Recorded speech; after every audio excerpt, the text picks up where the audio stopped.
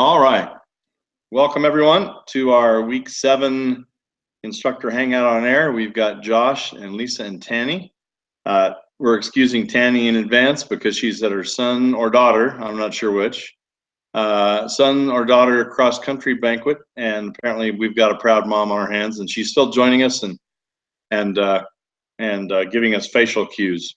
So if it looks like she's not participating, just the opposite. She's doing more than her share by being here. So, all right. For the two of you that are chatting with us, any administrative issues, anything doohickeys wise, any other questions on the assignment? Again, I know there's only two of you that are chatting.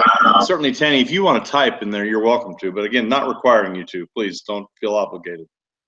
Are you guys are in different groups? Okay. So yes. Any comments from either group or anything that we need to cover? No. Josh says no. Lisa? Apparently not. You guys are in good shape. Okay. All right.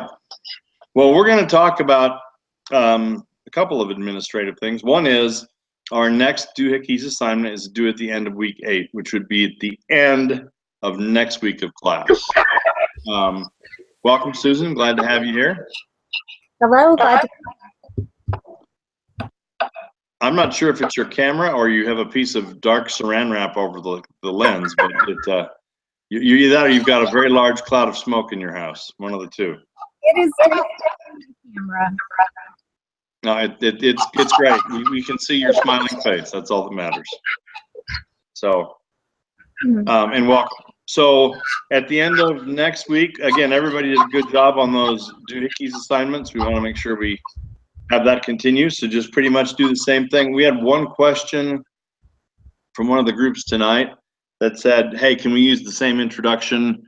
And I would say the same conclusion. And the answer is probably not, because you're really taking a whole new snapshot of the doohickeys issue as we go here. So I would say that that's probably not something you want to do, and make that work on your behalf. But it's kind of the go ahead and start fresh and really go ahead and make that a new whole piece of work from there going forward. So and again, I asked this question before you arrived, Susan. Any administrative questions, anything on the class, anything else that we need to talk about from the four of you? Not that I can think of. Okay. All right. You guys are easy. All right. All right. I do have a spiritual thought for us. I hope it's semi-spiritual at least. In the Book of Mormon, in Moroni chapter 7, right at the end of the Book of Mormon. Again, none of this is probably brand new, but I love these verses, and I think it's a great thing to think on for the evening. And it talks about a verse that we probably know well in chapter 7, verse 45, and it says, "And charity suffereth long, and is kind, and envieth not, and is not puffed up, seeketh not her own, is not easily provoked, thinketh no evil, and rejoiceth not in iniquity, but rejoiceth in the truth. Beareth all things, believeth all things, hopeth all things, and endureth all things." My point in that verse, I think if you look at the world around us, and it certainly continues to head this direction, if we had, and there are certainly many people in the world that practice these virtues in and out of our faith, but if you look at the craziness and the hardness and the meanness and other things that go along with that, it's important to take a look at that verse again, because those are some things that all of us know we should be practicing, and probably are. I'll go through those again. There's faith. Suffereth long and is kind. So that's one. Envieth not. Not puffed up. Do we see a few people in our world today that are puffed up? I don't know about you guys, but it's not hard to see that. Seeketh not her own. That's whole somebody else first before me. Not easily provoked. We're at 5. Thinketh no evil. There's another one. rejoiceth in not in iniquity, but rejoiceth in the truth. Believeth or beareth all things. And again, some of us have to have that to bear, where we bear burdens and trials. Believeth all things, hopeth all things, and endureth all things. 11 things in that one verse of scripture from Moroni. And I think, and this is not a let's have a guilt trip over this. It's a, if we're doing okay on those, awesome. And if there's a couple of things we might improve on, that's great. But it's up to us to try to practice some of that charity. And this is certainly one of the things the Relief Society knows, and certainly does a great job, certainly better than us brethren, I think, sometimes. But just a thought that maybe we can do a little bit better on some of those items and be able to just to put some of those things in our daily practice today or tomorrow or whatever the case might be. And I say that tonight in the name of Jesus Christ, amen. And I'm sure, hopefully, that may be just a reminder more than anything else. All right, so tonight we are going to talk about two things. We are going to talk about training and careers. Now, hello, Annette. Hi. I'm good. Just an FYI, we're going to give one more disclaimer. Tanny is with us, but is only listening. So don't try to do what I've been doing, which is get her to talk. I've been kind of poking her a little bit. And one of these times she's going to hang up on us because I keep bugging her.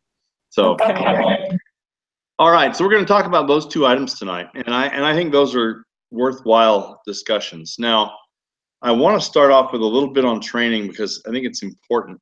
And I want to do this in real life, I guess, terms, if you will, if I could spell. So let me ask you this. In your companies, what are the training needs? What are just your own experience, either big company, small company, part-time job, big career job, doesn't matter. If you're a student working at Subway, you can answer this just as good as anybody can. What do you think? What are training needs that are out there now? Safety training. Okay, very good. Safety. Thanks, Susan. Discrimination training. Okay, very good. Sexual harassment training. All right, and we just learned that one. Okay. What do you guys think? Real needs that you see out there in the training function? I think position specific training. Okay, Susan, you cut out there. I heard part of that. Go ahead and say a little bit more. Position specific training. Okay, very good. So technical skills, whatever skills that relate to my job specifically, very good. All right, Tanny's saying that every dental office does the same thing, but they all have different systems. So system training or the ability to make sure whatever systems you have are working effectively. Is that all right, Tanny? And you can just nod on that one. Okay, very good. And again, don't miss what you're there for. So, all right. Okay, what else? At my job, there's customer service training. Okay. We do quite a bit of new hire training. Okay. And then checkers, they get a lot of training on the check room. Okay. All right. Very good. All right. Josh, what do you think? Anything you would add to that?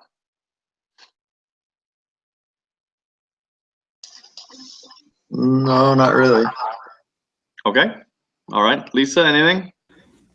Kind of what I am thinking is I'm more in the assisted living CNA training stuff, and it seems like every CNA business, if they don't have a specific training for how to do things, they each take care of people their own way.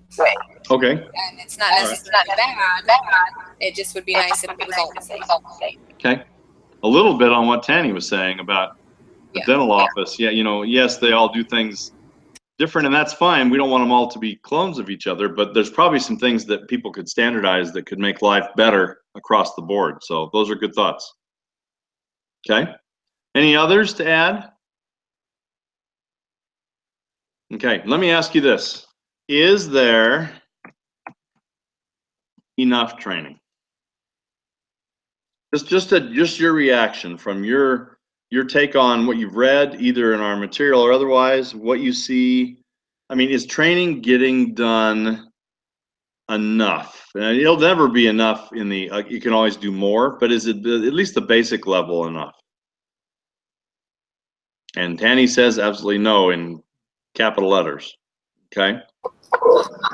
Susan? I'm gonna say no. Okay. Do you have an example on that for us, or a specific?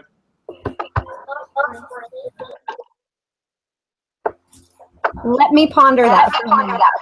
Okay. Fair enough. Okay, what do you guys think with the rest of you? I think at my job, a lot of it is, okay, you're hired, here's your uniform. This is what you need to do for 4 hours today. If you need some help, come and ask us. Smile, be nice, Okay. and make it happen. It's pretty bad. All right. Now, again, the other thing too, and that with that is you are definitely not alone. Trust me, that is so much what happens. And again, in good companies too. We're not saying that's a bad company that does that. It's just that everybody's running 10 million miles an hour, and it's difficult to do. So excellent thought.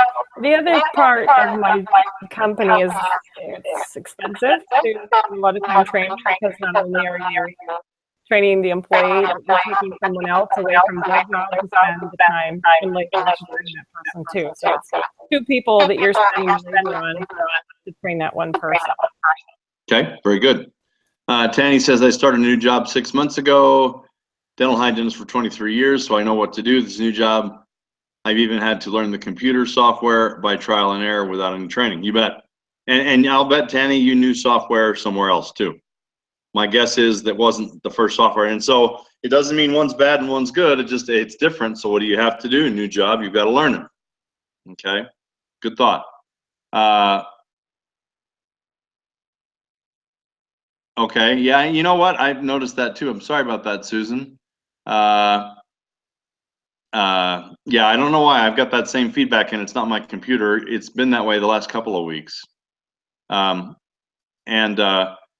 If let me do this. I'll try to mute mine when you guys are talking. Normally my computer doesn't need it, but I'll mute it just to make sure that it's not me that's causing the problem. So sorry about that. And yes, from Susan's perspective, yeah, so she's echoing Tanny's comment, obviously. Other thoughts on is there enough? And I'll mute my comments here.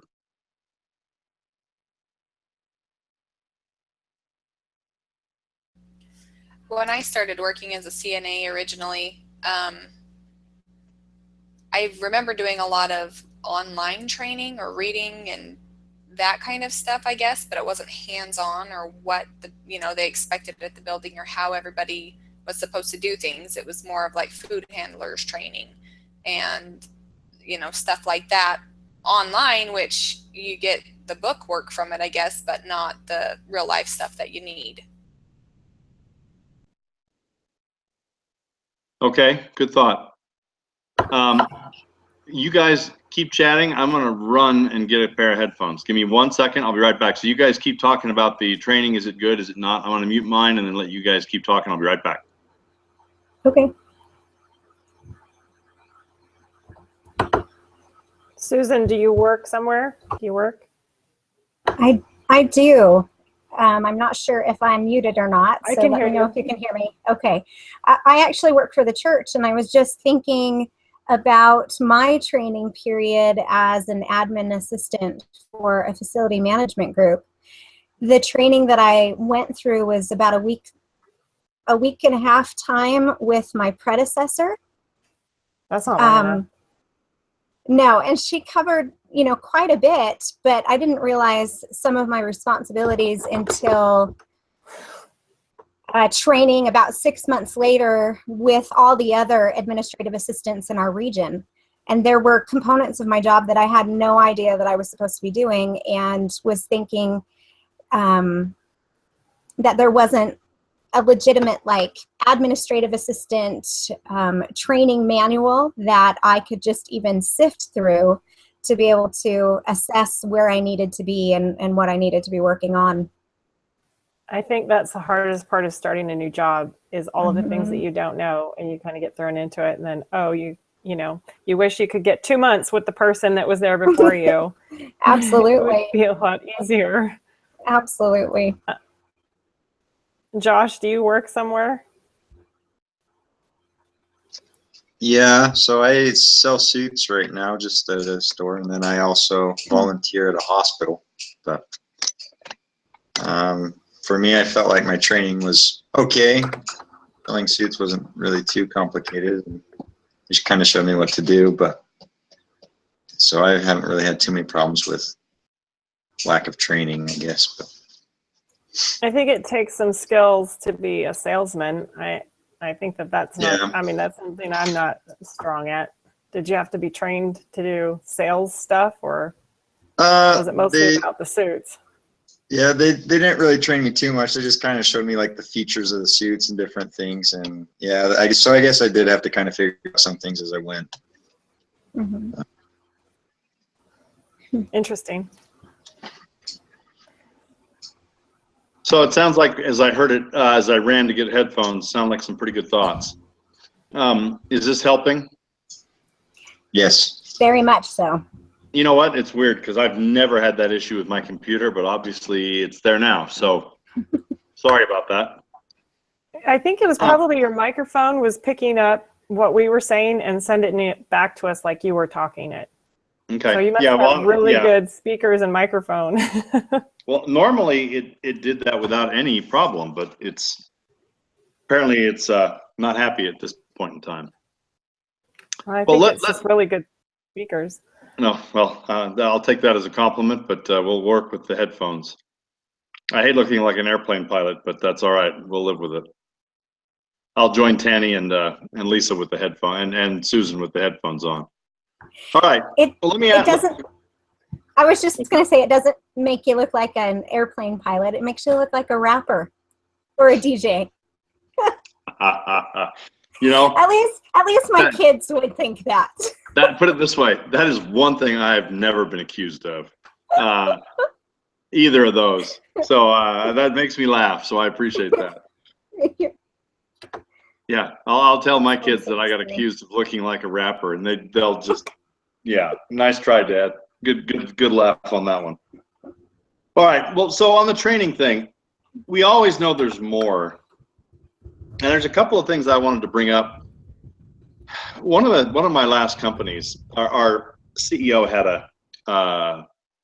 it's certainly not scientific, but his way of talking about training was that we constantly drip it in. So you think of an eyedropper or a drip of water. You know, here's what I have a hard time with. All of us struggle with our busy jobs taking a day to go train. You know, that's almost impossible, or even multiple hours. So the thing that his comment was, let's just keep it going, but make it small, bite-sized pieces. Keep it dripping. And eventually that drip will fill up that pan or whatever's catching it. And if you look at that, I think there's a lot of wisdom in that. And the companies I've seen that have done training well focus on helping people grow and helping things happen, but they're not focused on it's got some big production and it's got all this fancy bells and whistles. It's just simple what I need to get the job done or what I need to do better at getting the job done. What do you guys think about that?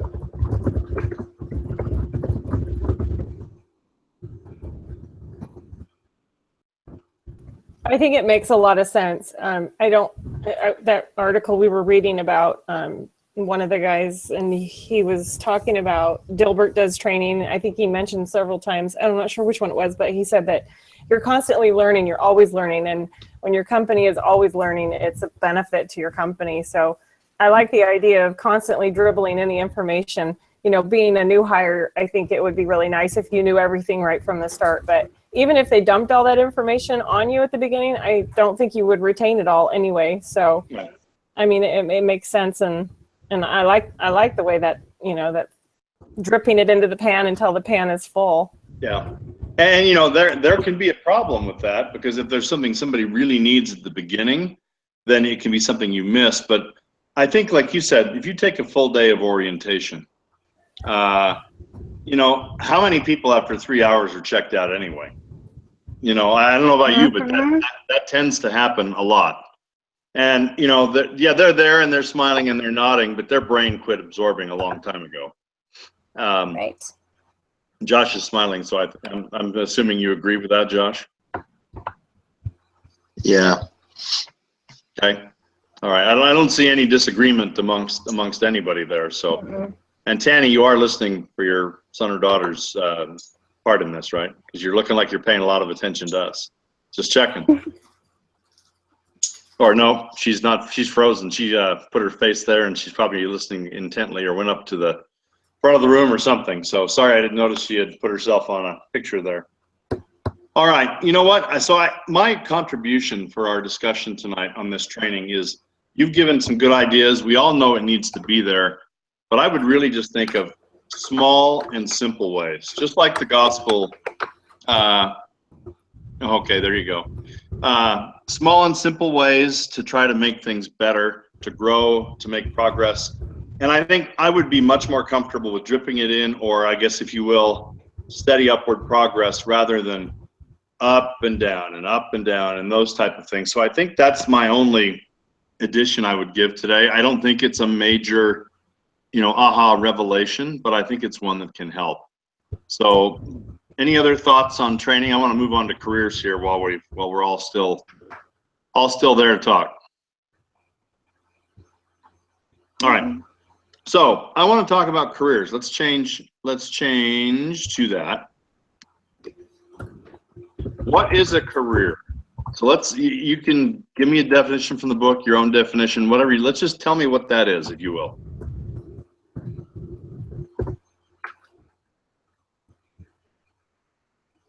What's a career?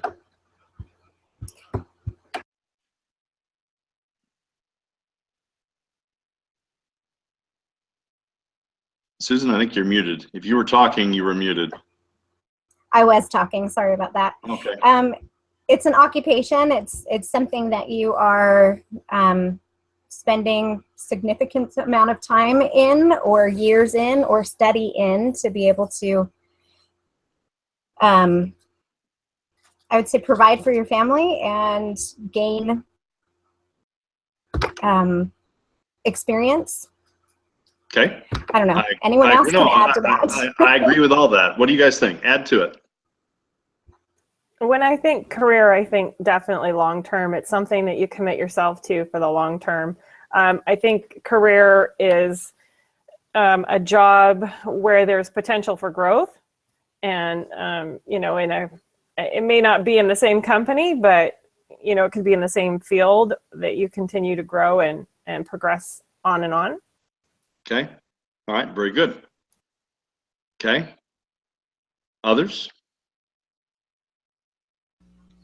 I think a career should be something, hopefully, that you love to do, that you would love to do every day.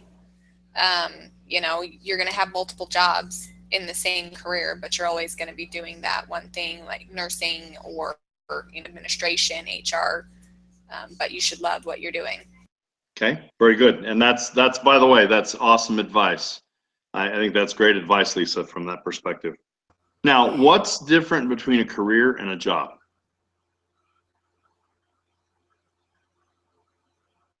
Well, I was just going to comment on Lisa's. I love the idea of being able to love what you're doing and absolutely finding interest in it. But I'm thinking about my dad in particular. He and then went to work for Lockheed Martin. And I'd periodically ask him, do you like your job? And he didn't really say that, you know, jumping off up and down, I love this career, it's exactly the path that I wanted to take. He looked at it as more of a means for income to provide for the family, to stay steady. And it was a career. He retired from the Air Force, and then he retired from Lockheed Martin. He didn't necessarily love what he was doing for them, but it was his career. It was long term. Okay. All right. Let me ask you this one. If he had it to do over again, would he do the same thing, or did he like it enough, do you think, Susan, to keep doing what he was doing? What would your reaction to that be? I think he liked it enough to keep doing what he was doing. More of worth in the military, if you will. He was a Russian linguist during a time, during the Cold War, and his clearance through the Air Force really is what got him his position with Lockheed Martin. Okay. But it was not the interesting spy, type of stuff that he was able to do for the military. Yeah, he could have been. He just had just a fun time doing the other stuff. Anything would have been boring. Mm-hmm. So, I'm not trying to put words in your mouth, but it's kind of hard to top the Russian stuff during the Cold War. That would have been kind of a cool thing. Absolutely. Yeah. Tanny said something to provide income with a specific set of skills. Very good. Mm-hmm. What other thoughts on careers versus job from the rest of you there? When I think of like a job, I think of something that helps provide for the time being while you're, like for me right now, I sell suits as a job, but kind of helps provide while I finish schooling and whatnot as I'm working towards my career. Now, Josh, what is your anticipated career? Running like a clinic, being like a manager of a clinic right now. Maybe ending up being like, I'd like to be a CEO of a hospital one day, but. Okay. So you're doing healthcare administration then? Yes. Okay, perfect. That sounds great.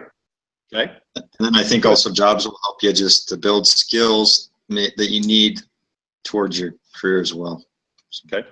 And there is absolutely nothing wrong if anybody wanted a career selling suits. Matter of fact, it's very nice from a person that's bought a suit or two. You go in and somebody you can obviously tell is a professional suit person. It just makes the experience so nice. Now, does that mean that every person is going to be that way? Absolutely not. But you're going to do your best at that job to provide for you while you get to that career. So I love that example. That's a great example. Thank you, Josh, for sharing that. Other career versus job thoughts from anybody else? I have one. Go ahead, whoever that was. That was actually me. I was just thinking that sometimes the jobs that we experience in our life actually lead us in the direction that we want to take for our career. Absolutely. Absolutely. And I want to start with kind of a story. And it's mostly true, and I'll embellish a little bit, and I'll just tell you that right up front.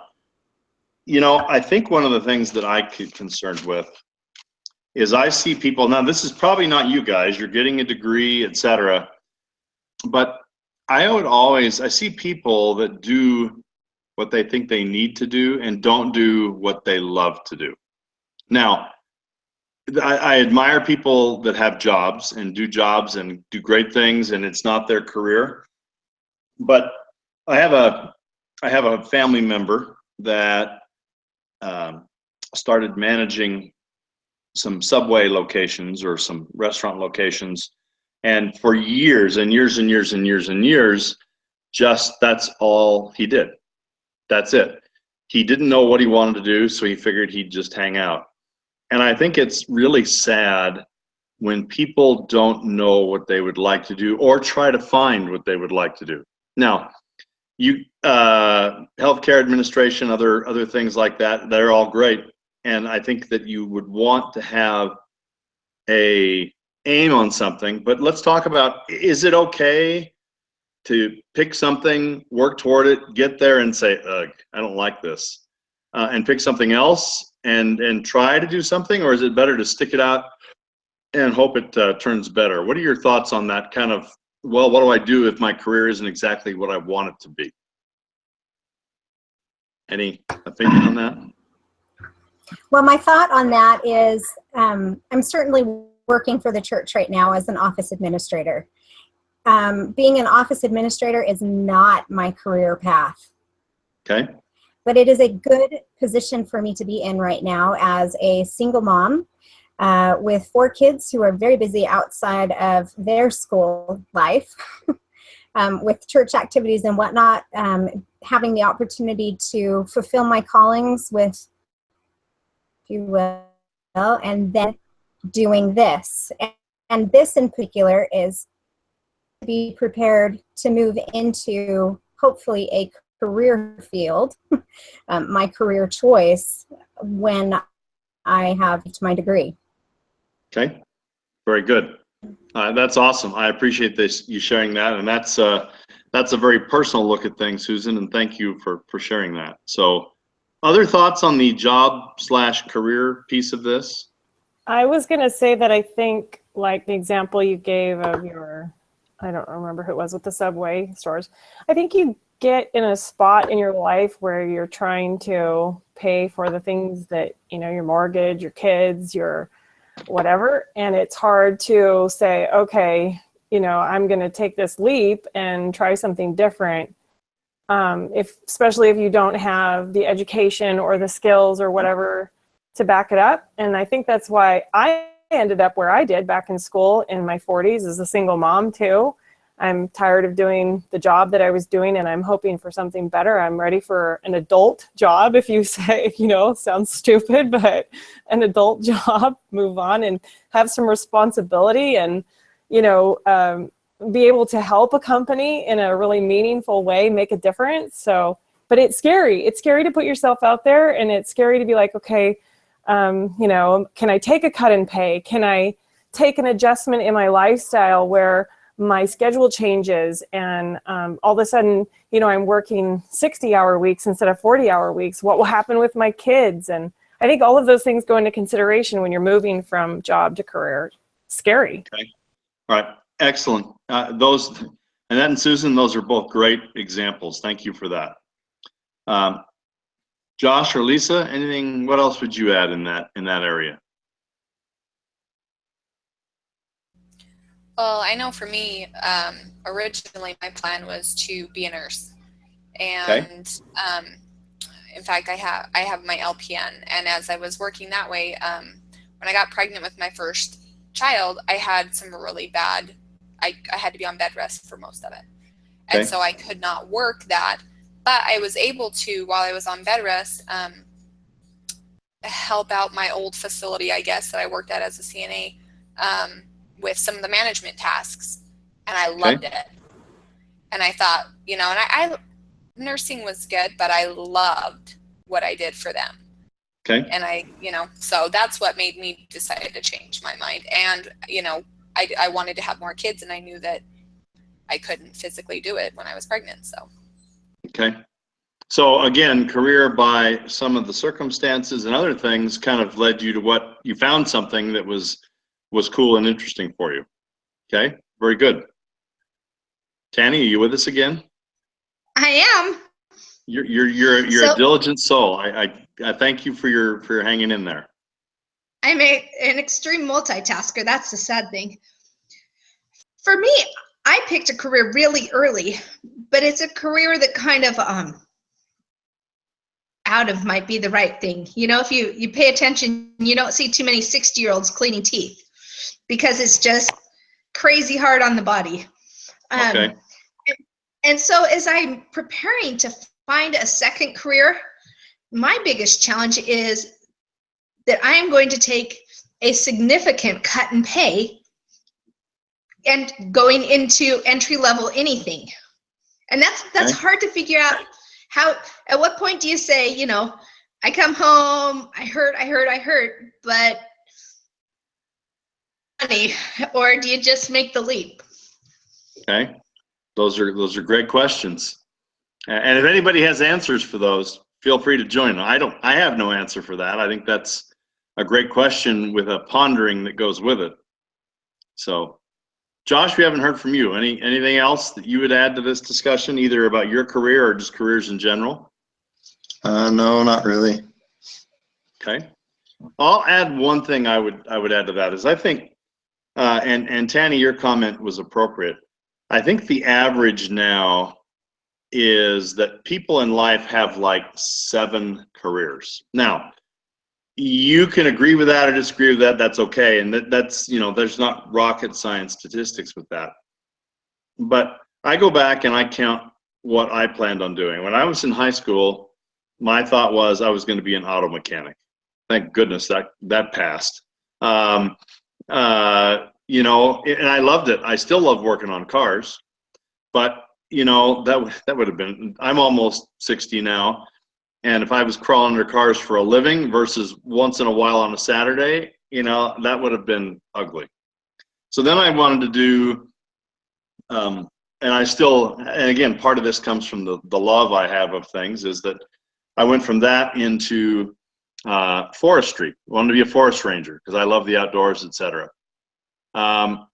And after I looked at jobs, it was like, nah, that's not any good. Because even back in those dark days, that whole profession was going to be on law enforcement rather than really being out there and enjoying and doing things in nature. So that didn't work. So I changed. My third one was to horticulture, which is nursery work and things like that, where you sell flowers and do landscaping and that kind of thing.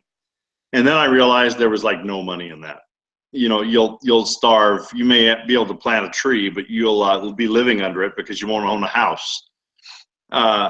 And so I went on my mission. And I don't know if I told you guys, I'm a convert. Joined the church, went on my mission, and I observed a lot of people and their careers. And I came back and said, you know, I had no idea what it was. A career that combines stuff with people and then stuff that was with business. So kind of those two together. I went to BYU, and back then they had a full, it was called Organizational Communications degree. And they have a variety of that now. It's basically an HR degree. And I took a class in that. It took a while to get in. It took me like 2 semesters to get in. It was pretty popular. And then I took that and just fell in love with it. And that's what I've been doing ever since. So I count this as my 3rd or 4th career.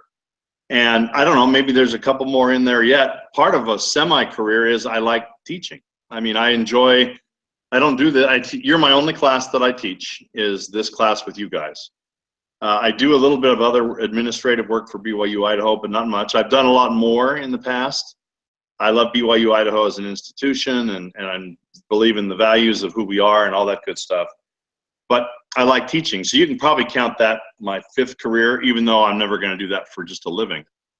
My point in all that is I really think, and every one of you guys have echoed that, is that I really get sad when I see people settle. And it doesn't mean that it has to be a career that makes a lot of money.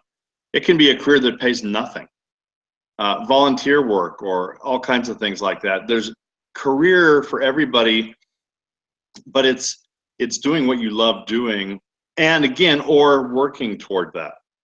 Again, the Subway thing of my relative was just, you know, it just fell into it and never changed. He never wanted to do anything different, or never, I shouldn't say that. He never took the time to do anything different. He didn't love anything about it, and it made a living, so he stayed. And I think that's a sad thing to go through life. For example, I think one of the best careers around is being a mom. Now, that hasn't been my lot, but my wife has chosen to, she also instructs for BYU Idaho. She has her master's degree.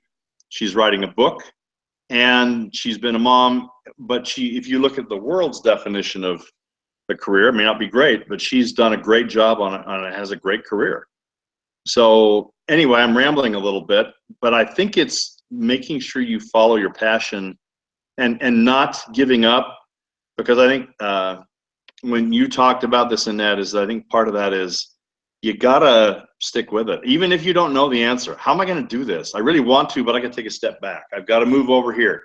I may have to make less money. And again, Tanny, your comments were pretty much that same way. So I'm rambling, so I'll be quiet. Your thoughts? Agree, disagree? Am I crazy? What do you guys think? Well, I was just going to add to that about putting up with that. I think that it would be really hard if you were in a job that was miserable. I mean, you got to be there 40 hours a week, sometimes more. And I don't know how someone would do that if they absolutely hated it. I can see where you would do it to tolerate it for a certain amount of time, but it really is hard to get up in the morning if there's some place that you've got to go and you just really don't want to be there. So I agree. You know, it's better to find something that you either sort of like or something that you're completely passionate about. I mean, you know, sometimes the passion part is hard to find when you're supporting a family and stuff like that. But, you know, at least to find something that you feel good about what you're doing every day. Okay. Very good, Annette. Thank you. Other thoughts?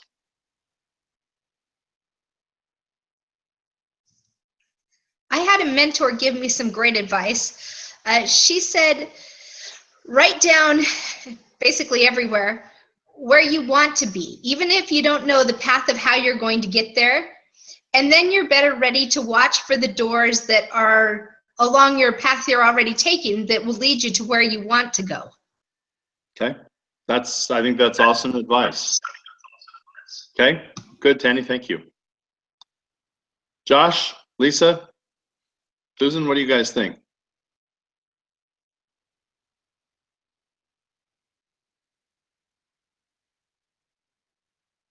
You guys all look like you're pondering. Well, I needed to limit some noise in the background for just a minute. And I like the counsel that Tammy's friend gave.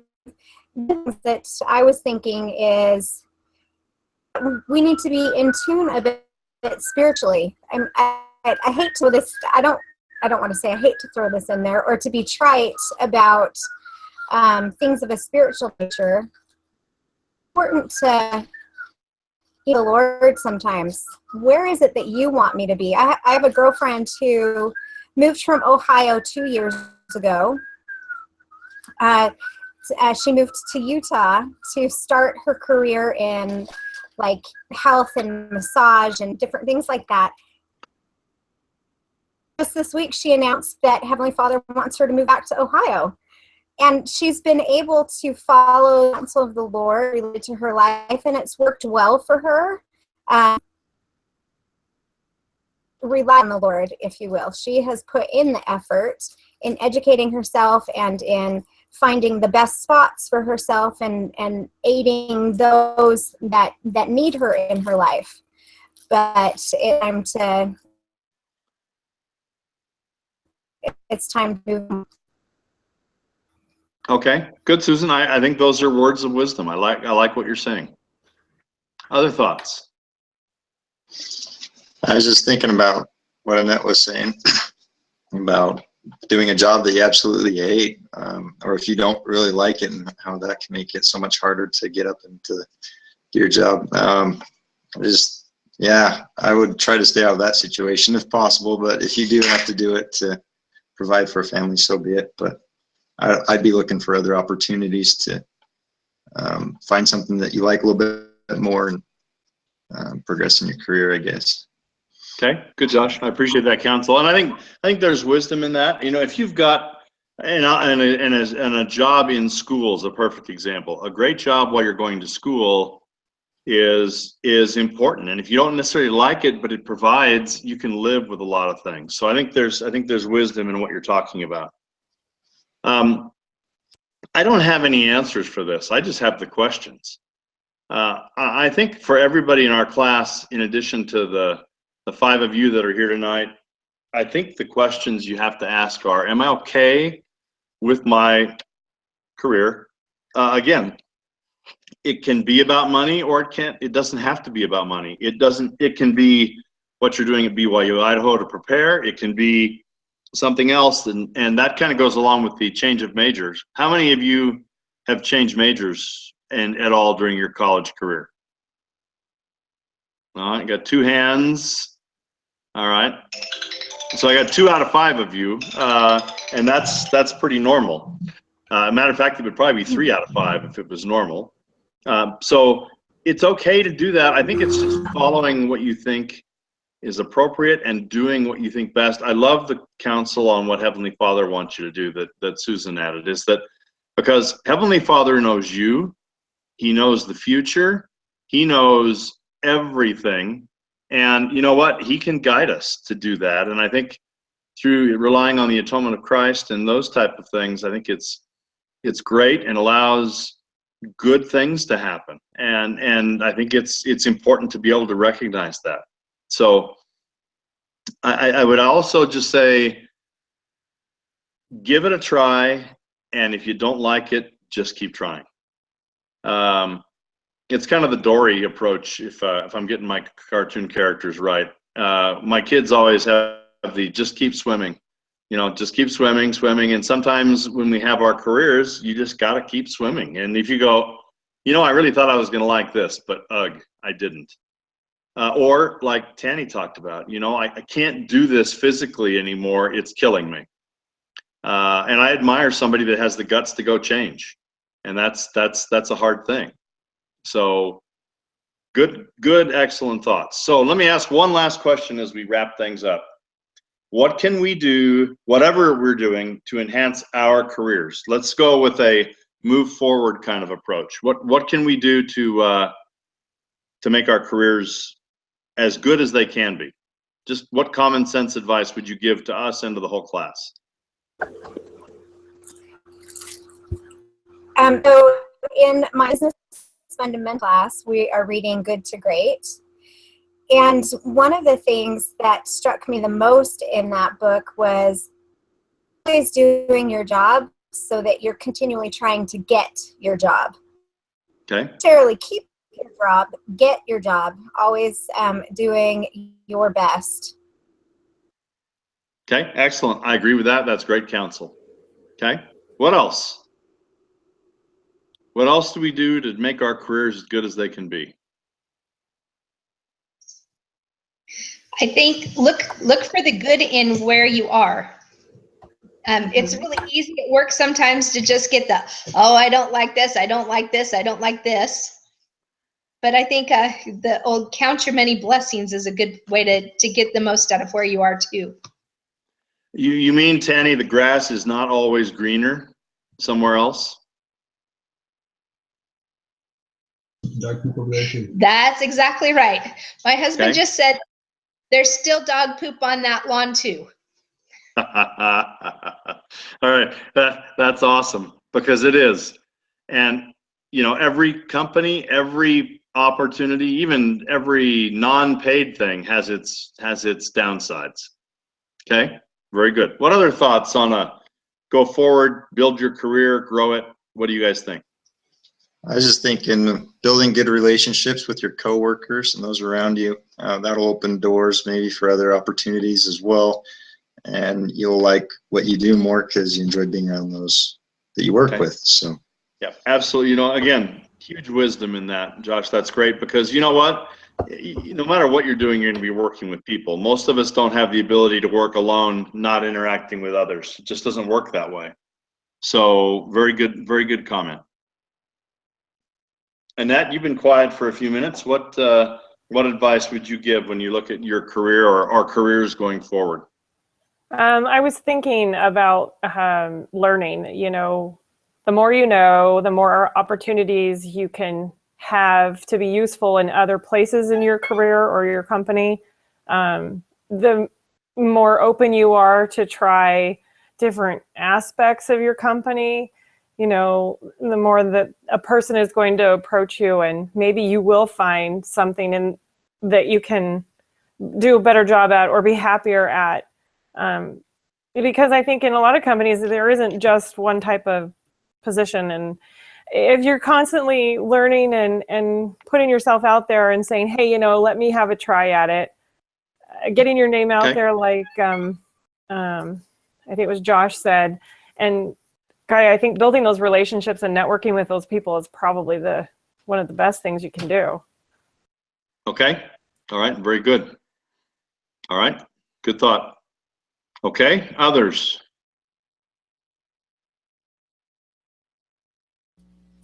Sorry, I've had a lot of background noise too the last few minutes. It's quiet now. Okay. I think I really liked what Josh and Annette had to say about being open to learning things and willing to, I think. And I know for me, I like to have a plan. Just make a plan for your goals, where you want to be, what you want to do, and then, you know, be open to find the ways to make it happen, I think. Okay. Good, Lisa. That's great advice as well. All right. Well, you know what? We are just about at the end of our time. This, to me, I think these two go together. We rearranged this class a year or two to put training and careers together, because I think the key with that is that it really does blend, and it helps us to grow. The gospel teaches us to grow and learn, and it's important that we take the time to be able to have a career based on what we enjoy as best we can, and if not, be realistic about it and work toward what would be good, but progress and grow and help others along that way. And I think that just makes for a good life. Last story I would share, and this is one that again, it kind of goes along with Susan's comment. My dad, who just recently passed away, he had 2 careers. And his first one, he got out of high school. He enlisted in the U.S. Navy during World War II, served in the Philippines, loved that, had great stories. The war ended. He continued doing guard duty and those type of things, but he went to work, had a couple of small jobs, but went to work for the Department of Water and Power in the city of Los Angeles, where I grew up. He did that career for 48 years. And his job was to go read electric meters and water meters. Now, I followed him around. My brother and sister and I all did. Lots of times during summer and things like that. Things you could never do today because he'd probably get sued, lose his job for taking his kids places that they shouldn't have been. But we went, and he would go, and he read electric meters, but his whole joy was he would love to talk to people when he was out doing that. He enjoyed the fresh air and the sunshine. He walked 10 miles a day for his job. He got to talk to people when he wanted to. If he didn't want to, he didn't have to. He just had a sense of freedom that allowed him to go do that. He was home at 3:30 every afternoon. When we got home from school, my dad was always there. My mom had a great job too, but she was home a little later, not really late, but my dad was always home when we got home, and he really valued that. And so I think my point is, he loved that 48-year career. And it doesn't matter that the world didn't look at that as a, wow, how would you really enjoy that for 40 years? He did. And that was him. And he loved it. And I think the lesson I learned from that is you really should do what you want to do. And he never went to college. I think he took one class and quit like 3 weeks into it. And today, he fed a family on that job. Today, he'd be making minimum wage because that world has changed. But again, he followed what he liked to do. And I think that's what you guys have been saying that I think that we need to do, is just to follow what that is, have some fun with it, follow your dream, be adaptable, be flexible, and make changes as you need to. So hopefully those are some thoughts for everybody. Any final thoughts from anybody tonight?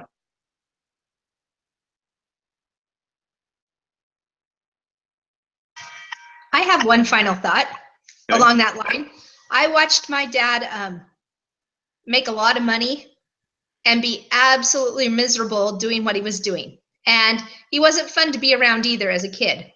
And then his life changed, and he had grown up as a rancher and been his own boss and wanted to be his own boss. So he bought a furniture store, and he didn't make a lot of money, but he was a lot happier. And as a kid, I didn't notice that much difference in our standard of living. Maybe because my parents were good at budgeting and controlling what they spent money on, but I think it's not always about the money. Okay. I think that's wise counsel again, Tanny. Thank you for that. Other final thoughts? Well, guys, this has been, I don't know about you guys, I think this has been our best discussion yet. I appreciate the 5 of you. Tanny, thank you for multitasking. Susan, thank you for putting up with the interference in the room, because we noticed that you had a smile on your face multiple times. And I'm not sure what you were smiling about, but I think it was it must have been fun because you were laughing a couple of times. And you guys have been a great group. Thank you all for your comments. Susan, you can add something? Oh, I was just going to say, so the latter to a 14-year-old who's jamming out on his music, like really jamming out on his music while I'm trying to do this. There you go. That's cute. There you go. Can't beat that. Well, all of you, for Annette, for Josh, for Lisa, for Susan, and for Tanny, and all you that are watching this recording, thank you for all you're doing. Thanks for making this class enjoyable and fun. And we will see you next week at the same time, and look forward to keep on pushing through. Thank you. You guys have a great night tonight. Thanks, you too. Thank you. You too. All right. And thanks for the feedback on the headphones. I appreciate that. Good night. Good night. Bye.